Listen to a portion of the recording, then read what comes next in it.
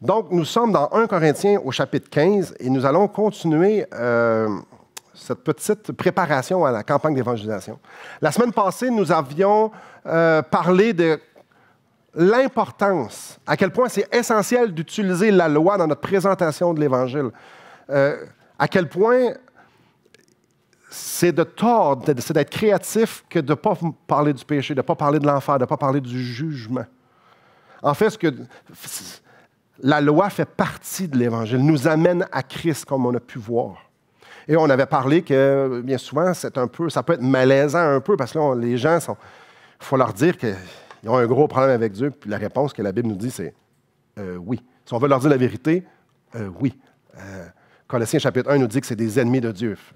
Éphésiens chapitre 2 nous parle que c'est des enfants de colère. Donc, si on leur dit la vérité, oui. Est-ce qu'il y a juste la mauvaise nouvelle? Non. Il y a aussi la bonne nouvelle qui est infiniment plus grande que la pas bonne.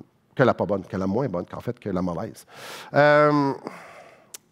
Deuxième sujet que je voulais qu'on parle, je n'ai parlé la semaine passée, que lorsqu'on évangélise, souvent, ça peut être carré. C'est la résurrection de Jésus. Jésus est ressuscité. Ça, c'est un fait qu'on sait tous. Même avant d'être sauvé, on vient du Québec, Pâques, on connaît ça, Jésus est ressuscité. Mais ça rentre comment, ça, dans le message de l'Évangile? C'est-tu essentiel? Quand on évangélise, bien souvent, on va parler de la croix. Puis la croix, évidemment, c'est glorieux, la croix. C'est formidable, la croix. La croix vient, juste d'en parler, bien souvent, il y en a qui vont mener les yeux dans l'eau. T'as un peu, là, quelqu'un est mort pour moi. Souvent, on va en parler avec passion parce que c'est vraiment passionnant. Dieu nous aime. Il a envoyé son Fils, puis Jésus est mort sur la croix pour me pardonner de mes péchés. Il a pris ma condamnation.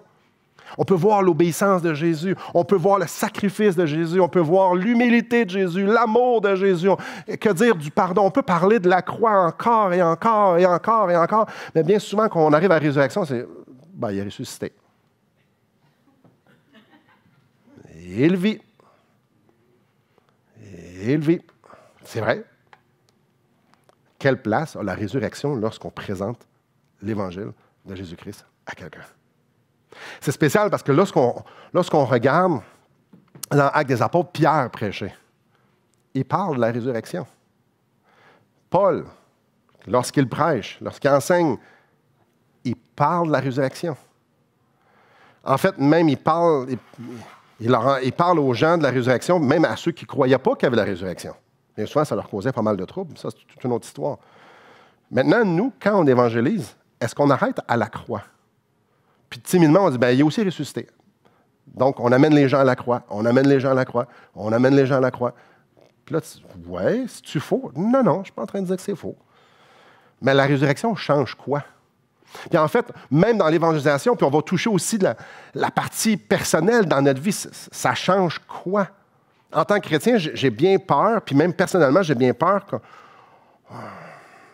la croix nous rejoint plus que la résurrection. Puis à la fin du message, on va réaliser que ça devrait peut-être pas. Donc, un peu comme la semaine passée, ça va plus être sous forme d'études, mais on va quand même avoir des applications qu'on va se faire par rapport à ça, mais c'est plus sous forme d'études. Commençons. L'importance de la résurrection. Imaginons un instant qu'après la mort sur la croix, Jésus se fasse mettre dans le tombeau, puis qu'il reste dans le tombeau. Que l'histoire arrête là. Est-ce que ça leur aurait changé quelque chose? Et là, on va juste survoler parce qu'on pourrait écrire des livres et des livres sur le sujet. Si on prend juste sa vie en exemple, il nous laisse sa vie, une vie exemplaire, il a accompli parfaitement la loi de Dieu, n'a jamais péché, même pas l'ombre de peut-être une mauvaise pensée. Si on regarde ses enseignements d'une profondeur incroyable, si on regarde à sa mort expiatrice, est-ce que tout ça, c'est suffisant pour l'œuvre de Dieu? Si on enlève la résurrection, il y a 4 choses fondamentales. Alors, il y a bien des choses, mais on va juste en voir 4 ce matin. Il y a 4 choses fondamentales qui vont disparaître, qui ont fait comme « wow ». En fait, la chrétienté n'existe plus. On est dans 1 Corinthiens, chapitre 15, le premier qu'on va voir, au verset 17. « Et si Christ n'est pas ressuscité, votre foi est vaine. Vous êtes encore dans vos péchés, et par conséquent aussi, ceux qui sont morts en Christ sont perdus. Si c'est dans cette vie seulement que nous espérons en Christ, nous sommes les plus malheureux de tous les hommes. Et avouez que c'est fort. Votre foi est vaine. Votre foi est vaine parce qu'après la mort, si Christ n'est pas ressuscité, après la mort, il n'y a plus rien. Si Jésus n'est pas ressuscité, ben nous autres non plus, on ne ressuscitera pas. On se pose la question, si on ne ressuscite pas, si on ne revient pas à la vie, s'il n'y a pas de vie après la mort, Jésus nous a sauvés de quoi? Si je vais rester dans le trou et mon âme s'en va dans le trou puis ça finit là, pourquoi dans le fait qu'il est mort sur la croix en premier lieu? J'avais-tu besoin d'être sauvé? Puis si j'ai besoin d'être sauvé, j'ai besoin d'être sauvé de quoi? Donc, là, on vient dans... C'est un gros morceau, ça, là. Si c'est juste le trou qui nous attend, parce qu'il n'y a pas de résurrection, il n'y a pas de vie après la mort, ben en fait, Jésus est là pour rien, on peut... c'est fini. Voyez-vous, ça, c'est le premier. Est-ce que la résurrection est importante? Incroyablement importante. Je relis le verset 19. Si c'est dans cette vie seulement que nous espérons en Christ, nous sommes les plus malheureux de tous les hommes. Pourquoi qu'on est malheureux? Si Jésus n'est pas ressuscité, pourquoi nous sommes malheureux? Une des raisons, clairement, c'est que l'effet de la chute est partout. Il y a du péché partout autour de nous. Certaines personnes essaient de nous faire croire que ça va de mieux en mieux. On n'écoute pas les mêmes nouvelles. On ne lit pas les mêmes journaux. Les taux de suicide augmentent, les taux de divorce augmentent, les catastrophes augmentent, la violence augmente. En fait, tout augmente. Est-ce que ça va mieux? Si votre impression, c'est que ça va mieux, allez voir les statistiques. Sur Statistique Canada, vous allez voir, non. La corruption est partout. La maladie est partout. L'égoïsme, la violence, comme je viens de dire, les tragédies, la mort est partout. Donc, il n'y a aucun espoir pour demain. Il n'y a aucun espoir que ça va aller mieux. Ça va de pire en pire. Si Jésus n'est pas ressuscité, ça n'ira jamais mieux. Donc, si moi, je mets ma foi en quelqu'un qui ne pourra pas m'apporter rien de bon, je suis la personne la plus malheureuse qu'il n'y a pas sur la terre. Parce que je m'accroche après quelque chose qui ne va rien m'apporter de bon. Je peux être fataliste puis dire, ça s'en va dans le néant, dans le vide, dans rien de bon. Si Jésus n'est pas ressuscité, on n'a aucune espérance, il n'y a aucun espoir à avoir. Donc, il sert à quoi aujourd'hui? À rien. Troisième, si Jésus n'est pas ressuscité, ça veut dire qu'il est dans le tombeau. S'il est dans le tombeau, est-ce qu'il est en train de régner? Non. Là, on va dire, ben, ça change-tu quelque chose qu'il ne règne pas? Oui, quand même. Quand même. S'il n'est pas au ciel, qui est notre avocat au ciel? Ben non, il n'est pas au ciel, il est dans le tombeau. Ah non, on a un problème. Qui est en train d'intercéder pour nous? C'est qui notre souverain sacrificateur auprès du Père? Eh bien, il n'y en a pas, il est dans le tombeau.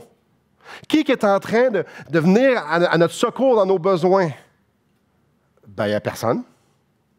Voyez-vous, si Jésus n'est pas ressuscité, ça ne va pas très bien. Qui est en train de diriger toutes choses pour sa gloire et que, en fait, c'est pour notre bien? Si Jésus n'est pas ressuscité, il n'y a pas de victoire sur le péché.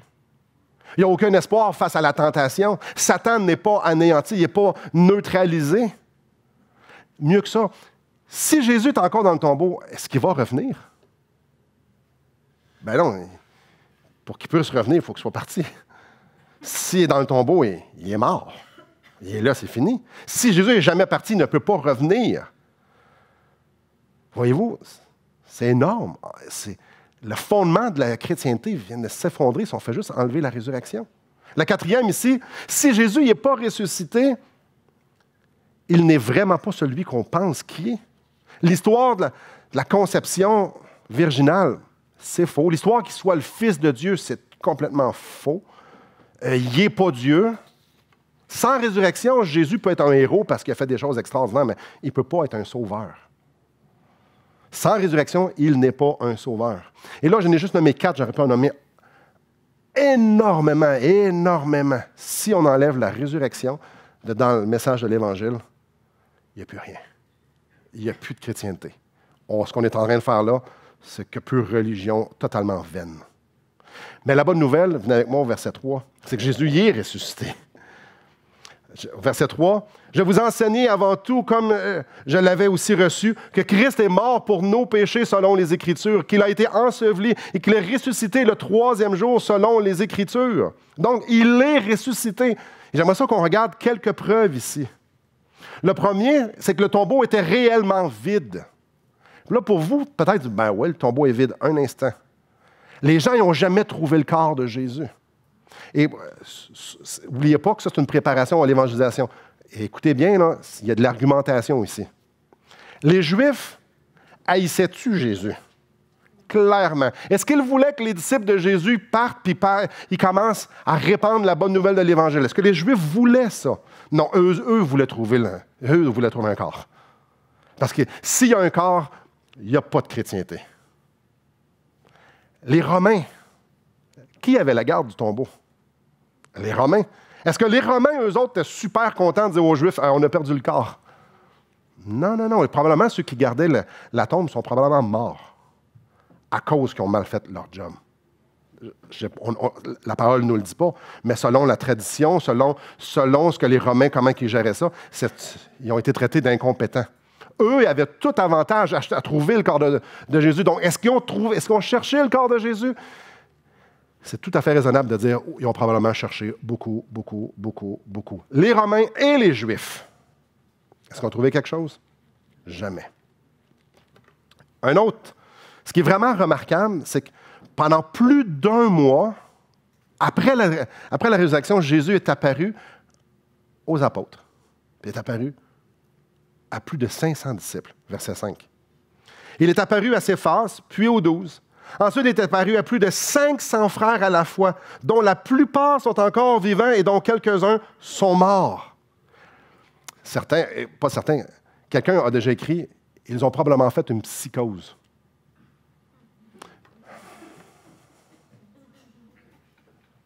Plus de 500 personnes. En passant, ça, c'est le contre-argument, un des contre-arguments majeurs à ça. Au fait qu'il y a 500 personnes ont vu. 500 personnes qui font la psychose en même temps sur le même sujet puis qui réagissent toutes pareil. Ça prend beaucoup de foi pour croire ça. Ici, Paul est en train de parler aux Corinthiens. Puis il a dit, il y a eu plus que 500 témoins de la résurrection de Jésus. Puis alors que Paul écrit ces lignes-là, il leur dit ici, il y en a encore qui sont vivants. Autrement dit, vous pouvez aller les voir. Si ce n'est pas vrai que Jésus est ressuscité, tu n'envoies pas les gens à demander des questions. C'est assez spécial ici. Jésus est apparu physiquement, pas juste en esprit. Il a mangé avec eux autres. On peut lire ça dans les évangiles. Non seulement ça, ce qui serait vraiment surprenant, c'est que ces 500 et quelques personnes ont dit là, on va partir une religion, nous autres. Là. On va partir l'idée que Jésus était ressuscité. Nous allons tous mentir. Et là, il faut juste comprendre, c'est qui les 12? Les 12 sont ceux qui ont marché avec Jésus, ceux qui ont entendu la bonne nouvelle du royaume. Ce sont des gens qui étaient pieux, ce sont des gens qui voulaient être saints, qui voulaient être... On a juste à lire le reste du Nouveau Testament. Ce sont des gens qui... L'intégrité était super importante. Mais mettons qu'ils s'accordent toute la gang pour dire « mentons ». Puis il n'y a personne qui s'est échappé. Jamais. Normalement, plus qu'il y a de gens, lorsqu'on monte un mauvais coup, on fait quelque chose, plus que de monde qui le savent, moins que c'est bon. Ici, il y en a plus de 500 personnes, puis il n'y a jamais rien qui s'est échappé. Mais encore pire, allons dans cette idée-là encore plus surprenant. Donc, eux fabriquent un mensonge, que Jésus soit ressuscité. Eux, ils veulent partir un nouveau mouvement. Mais ce qui me trotte en tête, c'est que la plupart de ces gens-là sont morts martyrs à cause de la résurrection. Donc, c'est eux autres qui ont fabriqué un mensonge puis ils sont morts à cause de leur mensonge.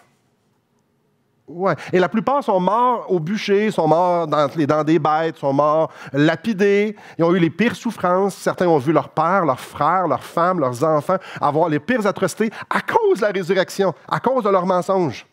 Qui d'entre vous a envie de partir d'une religion, puis la première chose qu'il vous demande, ça va être faux, maintenant il faut que tu donnes ton enfant ou tu donnes ta femme. Vous dites, hey, wow. Et puis tu vas mourir toi aussi, tu n'auras aucune dividende de cette nouvelle religion-là. Ça ne fait aucun sens. Aucun sens. Aucun sens que tout ce monde-là ont décidé comme ça de dire « Hey, on part quelque chose de faux, puis on va donner notre vie à quelque chose qu'on ne verra même pas arriver. » Un autre argument, ça fait 2000 ans que du monde qui ne se connaissent pas de partout sur la terre témoigne de Jésus-Christ dans leur vie. Et tant qu'à moi, c'est le meilleur argument. Chaque chrétien peut témoigner d'au moins une fois dans sa vie où est-ce qu'il a rencontré Jésus, où a senti sa présence, où est-ce qu'il s'est passé quelque chose. Réponse aux prières, que tu pries dans le nom de Jésus et qu'une réponse. Je me souviens très bien. C'est un moment difficile financièrement dans notre vie, il y a plusieurs années. Et puis, on a besoin d'un montant. On reçoit une lettre. En fait, Hydro-Québec nous dit ça prend tel montant ou sinon on coupe l'électricité. Je donne un chiffre comme ça, disons 214 $. Mais c'est légèrement plus que 214. Qu'est-ce qu'on fait? On ne le dit pas à personne. Moi et Élise, on ne le dit pas à personne. On dit on va prier, Dieu est au courant. Fait qu'on prie, Seigneur, on n'a pas les moyens, puis ça donne qu'on a peut-être besoin d'électricité, l'hiver s'en vient. Donc, fais ce que tu as à faire, nous, on s'attend à toi. On ne le dit pas à personne. On prie ça pendant toute une semaine. Le dimanche d'ensuite, à la fin de la réunion, celui qui compte l'offrande vient me voir, puis il y a comme une pile d'enveloppes.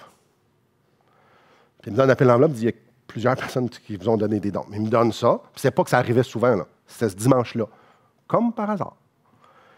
Et le montant était pas un chiffron. Tu sais, j'avais besoin de 214, ça arrivait à 220 ou 215. Non, à 214. Ah, mais c'est juste une coïncidence. Ouais. La semaine d'après, je n'avais pas eu, là. Puis l'autre semaine d'après, c'est cette semaine-là que j'ai prié que le montant exact. Oui, OK, c'est une coïncidence. Ça prend beaucoup de fois, ça aussi. Mais ça fait 2000 ans que ça l'arrive.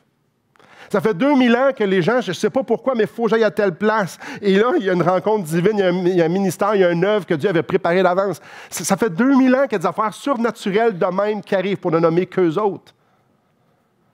Jésus est ressuscité, il est bien en vie, il nous guide et il est là. Et là, encore là, je pourrais nommer encore beaucoup plus de preuves que ça. Venez avec moi dans Romains au chapitre 1. Maintenant, où est-ce que je voulais qu'on s'attarde, qu'on s'accroche un peu plus les pieds, c'est les implications. Les implications de la résurrection de Jésus. J'aimerais ça qu'on en survole 3 implications. Romains, chapitre 1, au verset 1. La première implication, la résurrection démontre qu'il est le Fils de Dieu.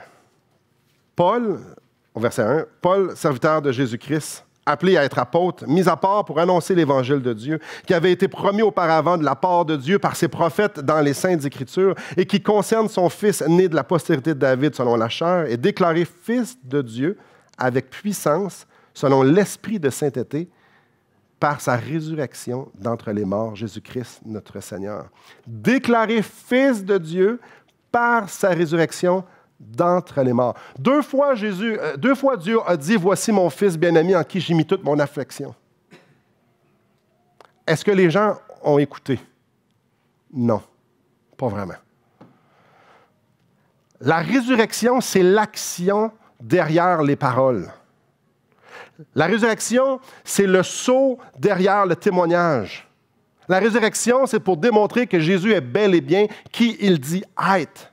La résurrection de Jésus, c'est le sceau de Dieu qui démontre que Jésus est bel et bien celui qui avait été promis. Le fait qu'il y ait plus de 400 prophéties qui se soient accomplies dans la vie de Jésus n'est pas un hasard. Et la résurrection, c'est le sceau. C'est-à-dire Jésus est réellement celui qui dit être. Jésus n'a pas juste fait des miracles, il fait ci, comme ça. Sa résurrection, c'est pour démontrer, c'est Dieu qui met le sceau sur le témoignage, sur ce que Jésus disait.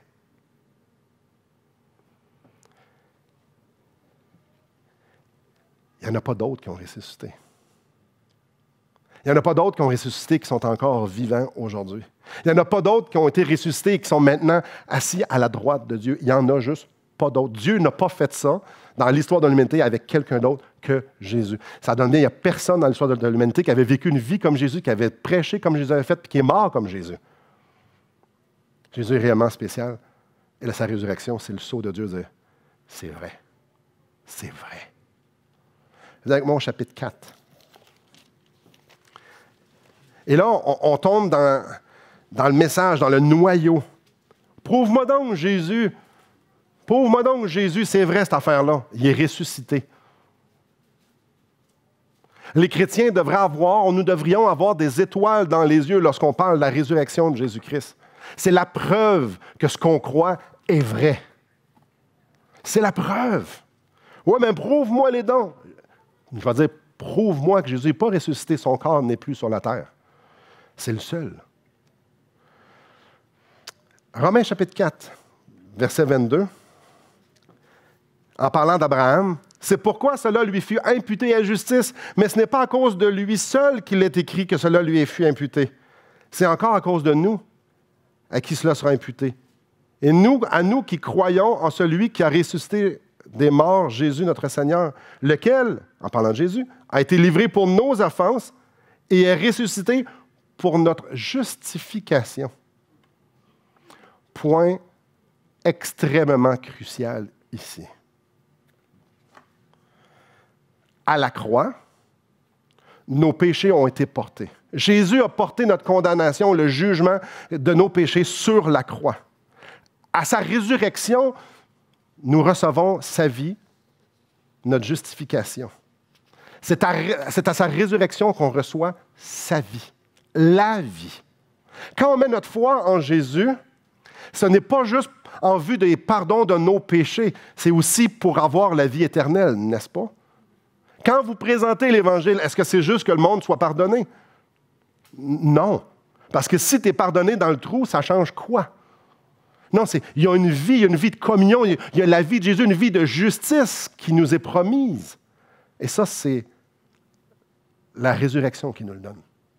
Donc, est-ce qu'on devrait, quand on évangélise, utiliser la résurrection? C'est impératif. C'est impératif.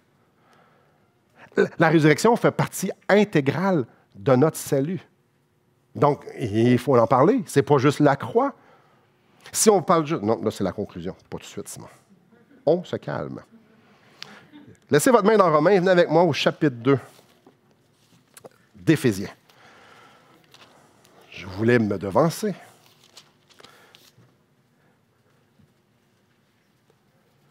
La résurrection, la vie, la justification, importance capitale dans notre salut.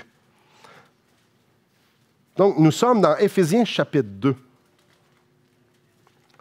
Et on va aller lire ici le verset 4 à 6.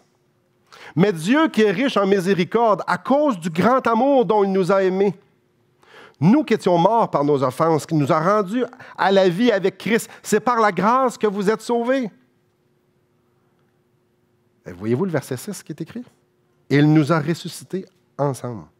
Et il nous a fait asseoir ensemble dans les lieux célestes en Jésus-Christ. » Ensemble.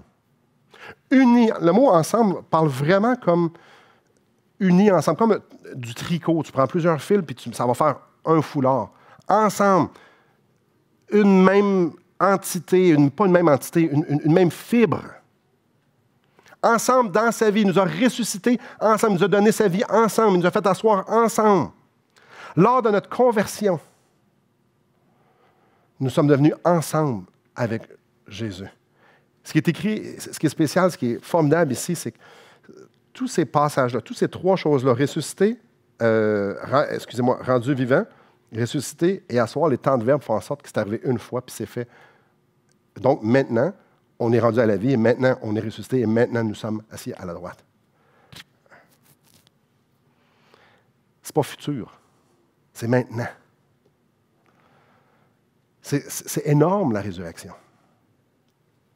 Nous sommes unis dans sa vie à lui. Là, présentement, nous sommes encore dans ce corps de chair, ce corps de mort, ce corps de péché. Mais il y a une partie de nous, notre âme, qui est vivante d'une vie éternelle, la vie de Dieu, la vie de Jésus-Christ. Une vie riche. Retournons dans Romains et on va aller au chapitre 6. Romains chapitre 6. Donc, la vie éternelle, c'est d'être unis, c'est de connaître, c'est d'avoir cette communion avec Jésus-Christ. Et ça, c'est par les vertus de la résurrection. Romains chapitre 6, verset 4. Nous avons donc été ensevelis avec lui par le baptême en sa mort, afin que comme Christ est ressuscité des morts par la gloire du Père, de même, nous aussi, nous marchions en nouveauté de vie. Donc, Jésus-Christ est ressuscité des morts, on doit marcher en nouveauté de vie. En effet, si nous sommes devenus une même plante, voyez-vous, une même plante, c'est ensemble, avec lui, par la conformité à sa mort, nous serons aussi par la conformité à sa résurrection. Dans ce passage-là, on voit les deux temps. On voit le temps présent et on voit le temps futur. À cause de sa résurrection, maintenant, nous pouvons marcher en nouveauté de vie, à cause que nous avons sa vie à lui. Maintenant, nous pouvons vivre une vie à la gloire de Dieu. Et ça nous parle que demain, on va être conforme à lui dans son corps de résurrection. Donc, demain, on parle de demain quand on va mourir ou s'il revient. Donc, Jésus-Christ, sa résurrection, c'est l'espoir pour aujourd'hui, puis c'est l'espoir de demain. Aujourd'hui. Et j'espère qu'on est en train de saisir ici ce matin l'importance de ce que ça représente ici. Il y a beaucoup de chrétiens qui essayent, qui vont puiser dans leur discipline propre, qui vont puiser dans leur force, qui essaient de toute leur force d'être les chrétiens qui doivent être. Attends un peu, la puissance vient d'où ici, non? Afin que comme Christ est ressuscité des morts par la gloire du Père, de même nous aussi nous marchions en nouveauté de vie. Est-ce que c'est Jésus-Christ qui s'est ressuscité? Non. Non, c'est Dieu qui l'a ressuscité. Alors, marcher en nouveauté de vie, comment ça se passe? Ça se passe par les vertus de la puissance de la résurrection que Dieu donne. On va y revenir. Voyez-vous, la résurrection nous ouvre le ciel aujourd'hui. La résurrection nous permet de goûter à une vie éternelle aujourd'hui de cette communion-là. Si Jésus n'était pas parti, il n'aurait pas pu envoyer le Consolateur. Il a dit, ça vous est avantageux que je parte, je vais vous envoyer le Consolateur. Le Consolateur fait quoi? Si aujourd'hui, on est capable de comprendre ce que la parole de Dieu nous dit, c'est parce que le Saint-Esprit ouvre les yeux de notre cœur qu'on puisse comprendre. Parce qu'il y a des gens qui lisent la parole de Dieu qui ne comprennent absolument rien, puis ils ne voient pas de la vie là-dedans. Pourquoi nous, on la voit? C'est parce que l'Esprit Saint nous ouvre les yeux. Transforme. C'est le renouvellement de l'intelligence. La consolation lorsqu'on est en détresse, c'est à cause de Jésus-Christ que le Saint-Esprit le fait. Qui est-ce qui témoigne qu'on est des enfants de Dieu? C'est le Saint-Esprit. Le Saint-Esprit que Jésus-Christ veut qu'on ait, qu'on puisse goûter à ça. La puissance. Là, on va juste, je ne veux pas être trop graphique, les enfants, j'espère que vous ne ferez pas de cauchemar avec ça. Imaginez un mort, peut-être vous en avez déjà vu, quelqu'un de vraiment mort. Chaque cellule de leur corps est morte, sont mortes. Je crois qu'on peut juste l'imaginer, on ne peut pas tout comprendre. Pour que les cellules recommencent à prendre vie. Pour que ce qui est mort, ce qui est corrompu, redevienne parfait. En fait, que cette personne-là redevienne vivante, tout au complet, avec un corps glorifié, plus limité. Imaginez-vous la puissance que ça prend pour faire ça. Je crois qu'on on va comprendre un jour quand on va être de l'autre côté de l'éternité. La puissance qui a sorti Jésus du tombeau et qui l'a rendu parfait et qui l'a rendu vivant, cette puissance-là est disponible à ses enfants. C'est ce que ça nous parle ici. Cette puissance-là, elle est pour vous et elle est pour moi. Dans notre marche, aujourd'hui, pour qu'on puisse marcher en nouveauté de vie, la même puissance que sorti, pas Simon, Jésus des ténèbres prend Simon puis le fait marcher. La victoire sur le péché.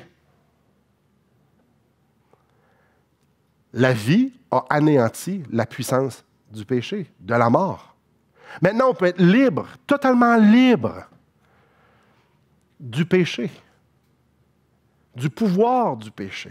On peut vivre dans la victoire Comment? À cause de la résurrection, puis à cause de la puissance qui est manifestée par ça. Dans Éphésiens chapitre 1, verset 3, ça nous dit que nous sommes bénis de toute bénédiction spirituelle dans les lieux célestes en Christ. Parce que Jésus-Christ, il est là, il peut nous bénir.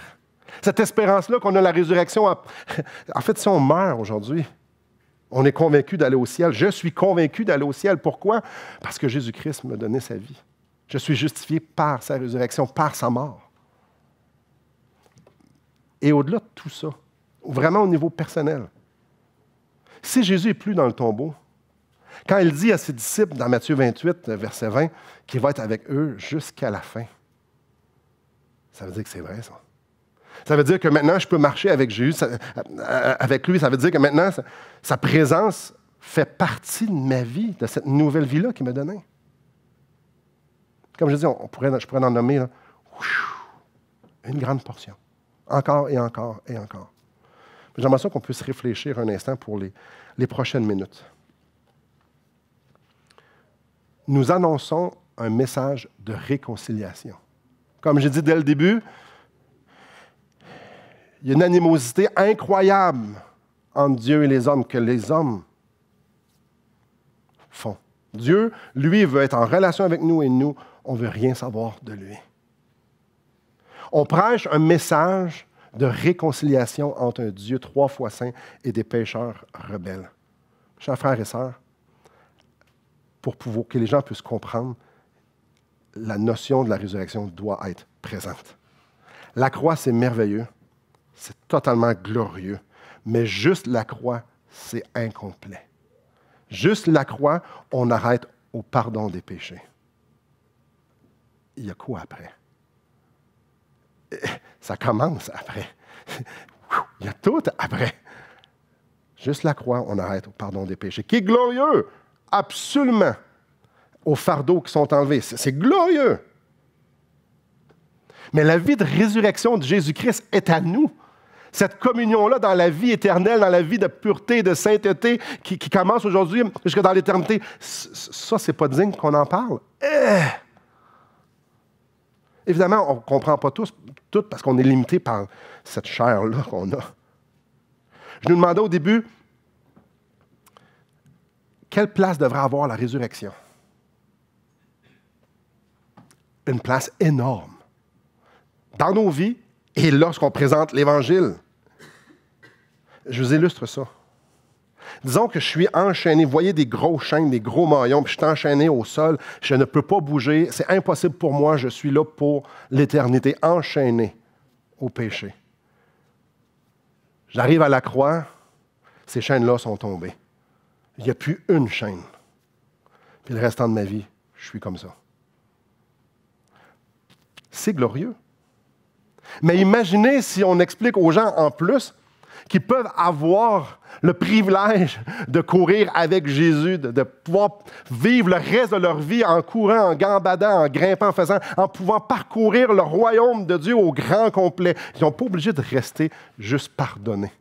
Ils peuvent marcher avec Jésus-Christ. Ça vaut-il la peine d'être mentionné, au moins un peu? Qu'est-ce que de plus extraordinaire? Puis avoir de chaînes ou de marcher avec Jésus? Je ne sais pas pour vous, là, mais les chaînes, c'est extraordinaire. Mais marcher avec Jésus, c'est aussi extraordinaire. Puis je nous pose la question, est-ce qu'on veut que les gens chérissent le pardon de leurs péchés ou la vie abondante en Jésus-Christ? Là, vous êtes, ouais, les deux, hein? Ben, on devrait parler des deux. Lorsqu'on présente l'Évangile, on parle des deux. La promesse de la vie abondante passe par la résurrection. On doit en parler. N'ayons pas peur de parler de la proximité qu'on peut avoir avec Jésus. N'ayons pas peur de parler de comment Jésus-Christ parle à nos cœurs lorsqu'on lit sa parole, lorsqu'on prie, lorsqu'on déguste sa création. N'ayons pas peur de parler de cette proximité-là, de cette vie-là riche. N'ayons pas peur. N'ayons pas peur de parler que le roi nous invite dans sa présence et qui rend ça possible à cause qu'il est ressuscité. Il nous amène avec lui. Sors de tes péchés puis viens-t'en dans la présence du roi. Et n'ayons pas peur de parler de ça. Et c'est la résurrection qui rend tout ça possible. Tout ça. Et là, je vous avais parlé d'une application. La voilà. Il y a 2 ans, mon fils va prendre son permis probatoire. Probatoire, temporaire, peu importe. Il faut que je conduise. Il faut qu'il ça prenne un adulte avec lui. Pas très nerveux. Bien confiance en mon fils. Pas de problème. Mais on commence par lui montrer la base. Donc, et peut-être, j'espère, je ne vous apprends rien, ceux qui conduisent, ce matin. Donc, je vous dis, voici un élément de base, mon grand. Ça, c'est vraiment arrivé. Voici un élément de base. Tu conduis et tu vois un enfant en train de jouer sur le bord de la rue. Où est-ce que tu regardes? Premièrement, il faut que tu regardes. Tu dis, OK, il peut y avoir un danger potentiel là. Qu'est-ce que tu fais? Tu regardes l'enfant, puis tu fais comme, ah oui, il y a un enfant, toi qui... Eh oui, il y a un enfant. As-tu vu l'enfant? Règle générale, le volant va suivre le menton. Le but, ce n'est pas de pogner l'enfant. Lorsqu'il y a des obstacles ou lorsqu'il y a des choses qui... ça peut, j'avais dit un enfant, ça peut être un bel arbre. Là. Ah, il y a un bel arbre. Wow! On ne fait pas ça. Non, on ne fait pas ça. Où est-ce qu'on regarde? En avant. En avant. Il y a une vache morte sur le côté. Qu'est-ce qu'on regarde? En avant. Quand on conduit tout le monde, là, on peut-tu regarder en avant?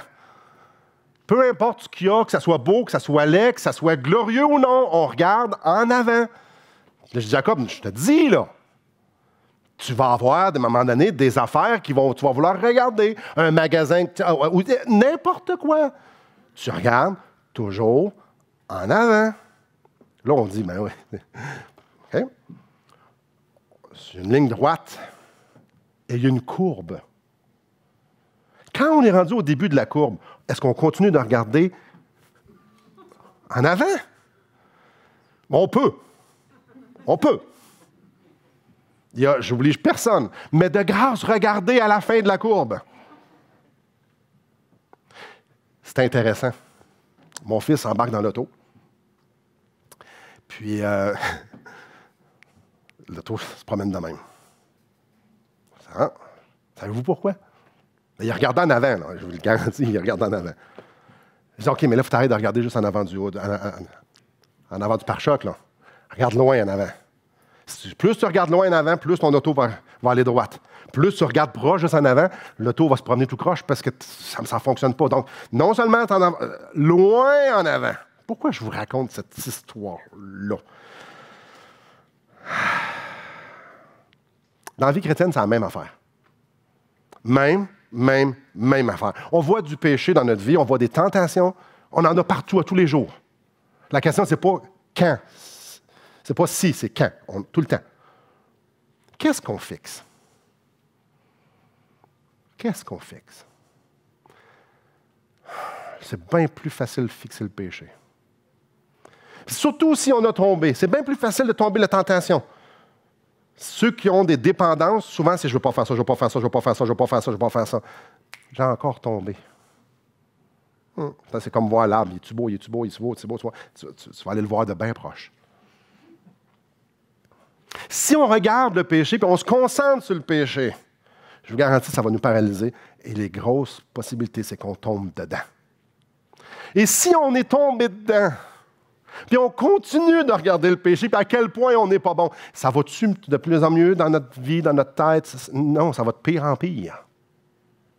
Quel conseil qu'on donne? Ben, regarde en avant. Regarde en avant. Cours vers Jésus-Christ. Colle-toi à lui pour qu'il te communique sa vie. Voyez-vous, les richesses et la puissance de la résurrection, la vie de Jésus-Christ qui veut nous communiquer, passe par sa présence dans nos pensées, passe par la présence de sa parole dans notre cœur. La victoire et la puissance nécessaire, elle est là. Où est-ce que je fixe mes regards? Tout ce qui est disponible par rapport à la résurrection devrait être l'objet de nos pensées. Devrait être la cassette qui joue dans notre tête. Si vous combattez le péché, Le meilleur moyen, c'est pas de combattre le péché. J'espère que je ne vous apprends rien. C'est de vous coller sur Jésus-Christ. Si ici, là, il y a un ravin que je vais mourir, puis je ne peux pas aller là, bon, je vais le mettre ici, vous allez mieux voir. Ah, là, ici. Est-ce que mon but, c'est de venir juste sur le bord, là, puis de dire, ah, ouais, je vais faire ici comme ça. Ah non, il ne faut pas que je tombe. Et il ne faut pas que je tombe. Et là, ça me fait peur, là. Et que ça me fait peur. J'ai tout le royaume au complet que je peux aller naviguer, que je peux aller me promener. Je peux prendre la main de Jésus, je peux aller... Qu'est-ce que je fais sur le bord? Donc, la meilleure façon de combattre la tentation, c'est pas de dire « Non, non, non, non, c'est dangereux, c'est dangereux, c'est dangereux. » Va te coller sur Jésus. Va méditer sur sa puissance, sur sa perfection, sur la sainteté, sur ce qu'il veut te donner par la puissance de la résurrection. Va prendre sa main, puis va prendre une marche avec dans le sentier de la sainteté. Sur le sentier de l'amour, du pardon. C'est comme ça qu'on lutte contre le péché. On ne lutte pas le péché comme... Non, on va être sûr de perdre. En fait, on peut aller prendre la main de celui qui l'a combattu et dire, tu n'as plus de pouvoir sur moi, regarde, j'aime mieux lui. Quand tu penses à la vie, quand tu penses à la lumière, la puissance des ténèbres et la mort n'a plus aucun attrait. Vous voulez avoir le cours Relation d'aide 101? Pense à Jésus. Prie Jésus que tu puisses voir sa gloire. Sature-toi de sa présence, de ses paroles, de ses promesses. Tous les problèmes sont réglés. C'est ce qui se passe entre les deux oreilles. On a été guéris, on a été programmés par le péché originel, par notre propre péché, par les influences, de se concentrer sur le péché. À certains moments, de le nourrir, puis à certains moments, de le nourrir aussi. Mais l'Évangile nous donne une autre cassette. Tu es ressuscité avec Christ, maintenant tu peux vivre. Maintenant tu peux courir. Va. Va. J'ai peur qu'on présente plus la croix parce que le péché est plus pertinent que la vie. Oh, qu'on puisse s'entretenir sur la vie. Et je ne suis pas en train de diminuer la croix, loin du tout, je suis en train juste de balancer un peu. En rien, je veux diminuer la croix. En rien. J'essaie juste d'élever la vie. J'essaie juste d'élever la résurrection.